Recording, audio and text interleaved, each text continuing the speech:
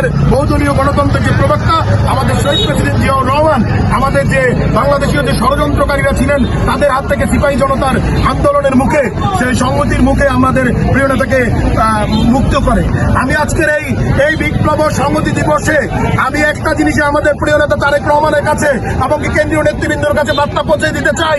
আমাদের এখানে প্রাথমিক যে মনোনয়নপত্র দেওয়া হয়েছে সারা বাংলাদেশে আমি আমার বিনয়ের সহিত জানাচ্ছি আপনারা পূর্ণ বিবেচনা করুন। কুমিল্লা নয় বিএনপিকে বাঁচান, ধানের শীষকে বাঁচান। এখানে যাকে দেওয়া হয়েছে তেনার সাথে সাধারণ জনগণের কোনো সম্পৃক্ততা নেই। এখানে সাধারণ মানুষ লাখ